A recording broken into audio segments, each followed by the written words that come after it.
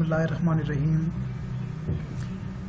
I welcome all of you in professional practice and ethics class. Today our topic is engineering project life cycle. So let's start. First of all, you must know what is project. Project management is the discipline of planning, organizing, securing and managing resources to achieve specific goal. मैंने आपको बताया था कोई भी project के साथ हमेशा specific goal align होता है और उसके साथ क्या चीज़ें और अलाइन होती हैं, उसमें प्लानिंग कैसे उसको प्लान करते हैं, स्पेसिफिक गोल को अचीव करने के लिए प्लानिंग कैसे करते हैं, ऑर्गेनाइज कैसे करते हैं चीज़ों को, सिक्योरिंग एंड मैनेजिंग रिसोर्सेज को कैसे करते हैं, तो इसको हम क्या कहते हैं, प्रोजेक्ट कहते हैं. Project is a temporary individual with a beginning to an end. Temporary individual होता है 3 माह से 6 माह का, यानी कि लेस देन जो है 1 ईयर जो है वो प्रोजेक्ट हम बनाते हैं. Undertaken to meet unique goals and objective to bring about beneficial change और ऐड वैल्यू. याद रखें कि हम जब भी कोई नया प्रोजेक्ट बना रहे होते हैं तो हम उसके साथ जो भी चीज़ गोल्स अलाइन करते हैं वो यूनिक होते हैं. ज़ाहिर बात है वो पहले नहीं वो होते, हर प्रोजेक्ट्स के अपने गोल्स होते हैं, ऑब्जेक्टिव्स होते हैं. तो हम उसके अंदर कोई बेनिफिशियल चेंज लाने के लिए या कोई ऐड वैल्यू लाने के लिए, वैल्यू किसे कहते हैं, एडिड वैल्यू कहते हैं. किसी भी प्रोडक्ट की सर्विसेज की कोई इम्पोर्टेंस, कोई वर्थ, कोई यूज़फुलनेस, उसको हम एडिड वैल्यू कहते हैं, जो आप अपनी प्रोडक्ट या सर्विसेज के साथ आप लोगों को दे रहे होते हैं for the satisfaction of customers. तो ये इसके लिए हम एक प्रोजेक्ट बनाते हैं. मिसाल के तौर पर बायोमेडिकल है, आप बायोमेडिकल में आप कोई प्रोजेक्ट बनाते हैं, आप कहते हैं कि आप ना अपने कोई टेस्टिंग के हवाले से आप बना लें, कोरोना टेस्टिंग के हवाले से प्रोजेक्ट बना लें, या आप कह लें कि आप किसी एक इंटरवेंशन एरिया को 100% हेल्दी देखना चाहते हैं, तो वहाँ पर आप किस तरीके से वहाँ पर आप गोल सेट करके ऑब्जेक्टिव वगैरह बनाकर किस तरीके से इम्प्लीमेंट करेंगे, उसको हम प्रोजेक्ट कहते हैं. ठीक है. या अगर आप कोई एक प्रोजेक्ट बनाते हैं जिसमें आप देखना चाहते हैं, you want to take need assessment from the people कि how the people healthy are, तो उसके लिए भी आप जो है वो प्रोजेक्ट डिज़ाइन कर सकते हैं. प्रोजेक्ट लाइफ साइकिल को समझने के लिए उसके फेजेस को समझना ज़रूरी है, उसके पार्ट्स को कौन कौन से इससे उसके अंदर फेजेस उसके अंदर शामिल हैं. The sequence of phases through which the project will evolve is a project life cycle. सबसे पहले प्रोजेक्ट को हम स्टार्ट करते हैं, इनिशिएशन होती है, प्लानिंग होती है, एग्जीक्यूशन होती है और क्लोजर होता है. इसको हम तमाम फेजेस को 1 बाय 1 करके हम देखेंगे. इसको ज़रा इसके साइकिल को आप ज़रा देख लें.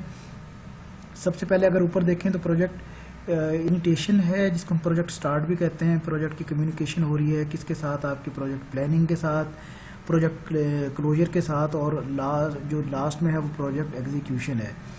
तो इनके अगर आप लेफ़्ट राइट देखें, राइट साइड पे देखें, प्रोजेक्ट को आप डिफ़ाइन कर रहे हैं, फिर डिटेल प्लानिंग कर रहे हैं, फिर लेफ़्ट साइड पर आप क्या कर रहे हैं, पोस्ट इम्प्लीमेंटेशन रिव्यू कर रहे हैं और मॉनिटरिंग एंड कंट्रोल कर रहे हैं. ठीक है. अब आ जाए इनिशिएशंस में क्या क्या चीज़ें आप करते हैं. डेवलप आप बिज़नेस केस, आप सबसे पहले एक बिज़नेस केस बनाते हैं, बिज़नेस आइडिया जनरेट करते हैं, बिज़नेस का कोई एक प्लान आपके जहन के अंदर आता है, आप उसको लेकर जो है ना वो आगे बढ़ते हैं. Undertake a feasibility study. उसकी फिजिबिलिटी स्टडी क्या होती है, कितने % चांसेस हैं उसके कामयाब होने के और कितने % चांसेस हैं उस प्रोजेक्ट के नाकाम होने के, एक फिजिबिलिटी स्टडी होती है. जब भी प्रोजेक्ट लेकर जाते हैं तो वो आपसे पूछते हैं, सुपरवाइज़र जो भी आपके होते हैं, कि इसकी फिजिबिलिटी क्या है जो आप करने के लिए जा रहे हैं. Establish the project charter. Project charter आप बनाते हैं, मतलब उसके पास एक अप्रूवल आ जाती है, आपके बॉस के हिसाब से अपॉइंट द प्रोजेक्ट टीम, एक प्रोजेक्ट टीम लेते हैं, set up the project office बनाते हैं, परफॉर्म फेज़ रिव्यू, और फिर फेज़ रिव्यू आप परफॉर्म करते हैं. ठीक है. प्लानिंग में क्या क्या चीज़ें हैं.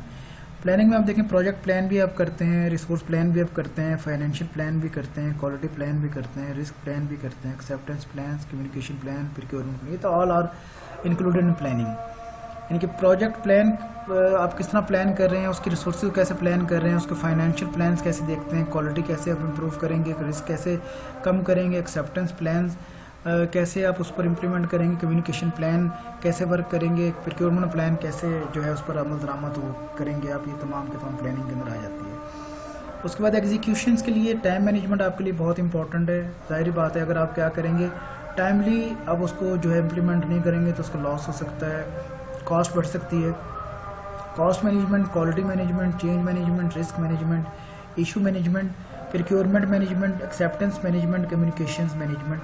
All are included in execution phase, कि आपको टाइम मैनेजमेंट का भी ख्याल करना है, कॉस्ट का भी ख्याल करना है, आपको क्वालिटी का भी ख्याल करना है, चेंज का भी ख्याल करना है, रिस्क से भी बचना है, इशू मैनेजमेंट को भी देखना है, प्रोक्योरमेंट मैनेजमेंट भी देखनी है, एक्सेप्टेंस मैनेजमेंट और कम्युनिकेशन मैनेजमेंट, ये तमाम का तमाम जो है ये मैनेजमेंट्स आप देखते हैं एग्जीक्यूशन के अंदर। क्लोजर क्या है, इसमें आप क्या कर रहे होते हैं, बेसिकली परफॉर्म प्रोजेक्ट क्लोजर और रिव्यू प्रोजेक्ट कंप्लीशन। आप प्रोजेक्ट को क्लोज कर रहे होते हैं, उसका रिव्यू कर रहे होते हैं, उसकी कंप्लीशन का, वो आप खुद से भी कर रहे होते हैं, और जो भी आपकी फंडिंग एजेंसी या सुपरवाइजर होता है वो आपसे प्रोजेक्ट रिव्यू लेता है जब आप प्रोजेक्ट को क्लोज कर देते हैं। प्रोजेक्ट चार्टर क्या होता है, this defines the scope, objective, deliverables and overall approach for the work to be completed. Project charter क्या होता है, ये इसकी स्कोप को डिफाइन करता है, प्रोजेक्ट के ऑब्जेक्टिव्स को, डिलीवरेबल्स को, overall approach for the work जो भी आपने मुकम्मल करना है। ये एब्सोल्यूट मास्टर डॉक्यूमेंट होता है जो आप भी साइन करते हैं और जो आपकी अप्रूवल अथॉरिटी है वो भी करती है। Critical element for initiating planning, execution and controlling the project. ज़ाहिर बात है इसके बगैर आप चीज़ें आगे नहीं बढ़ा सकते। क्रिटिकल एलिमेंट होता है इन तमाम चीज़ों के लिए, आपकी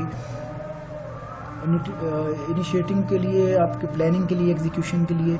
act as a contract between project team and sponsor, जैसे मैंने आपको पहले भी बताया, प्रोजेक्ट चार्टर एक आपका एग्रीमेंट हो सकता है जो आप और आपके बॉस के दरमियान या फंडिंग एजेंसी के दरमियान होता है, उसको लेकर आप इस प्रोजेक्ट को ले चला रहे होते हो, मुकम्मल कर रहे होते हो।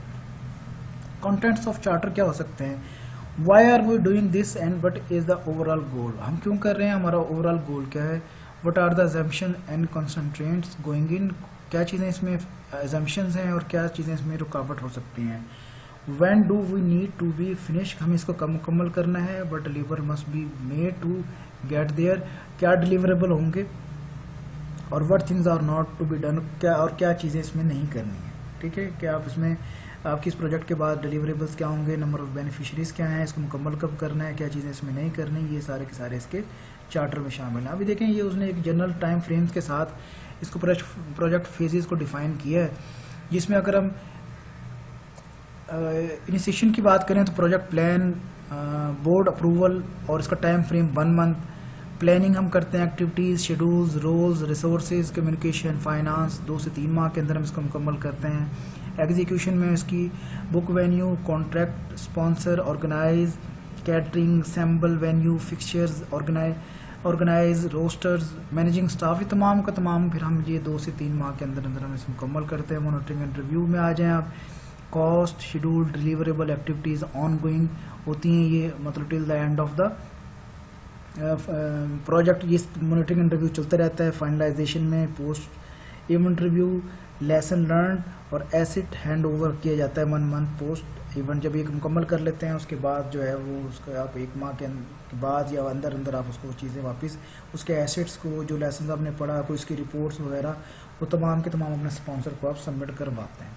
ठीक है, ये एक उसने एक एग्जांपल के साथ, क्योंकि तो भी एक्टिविटीज़ होती हैं प्रोजेक्ट के साथ टाइम फ्रेम में आपको मुकम्मल करनी होती हैं, उसके साथ साथ ही वो सारी चीज़ें चल रही होती हैं। इसमें अगर आप देखें पर्सनल रिसोर्स प्लानिंग के अंदर, इसमें देखें सबसे पहले को आपका है प्रोजेक्ट मैनेजर आ जाता है, प्रोजेक्ट कोऑर्डिनेटर आ जाता है, फिर बिजनेस एनालिसिस मैनेजर हैं, इंजीनियरिंग मैनेजर्स हैं, फिर इम्प्लीमेंटेशन मैनेजर हैं, ट्रेनिंग मैनेजर हैं, सॉफ्टवेयर वेंडर्स, प्रोजेक्ट मैनेजर्स हैं। फिर उसमें अगर आप इधर से देखें इंटरनल ऑडिट आ जाता है, उसके बाद वेंडर स्टाफ, इंटरनल स्टाफ आ जाता है और वेंडर स्टाफ आ जाता है। फिर सॉफ्टवेयर डेवलपमेंट टीम आ जाती है। अगर सॉफ्टवेयर नहीं आप तो क्योंकि बायोमेडिकल्स हैं तो आप बायोमेडिकल के हवाले से आपकी टीम आ सकती है।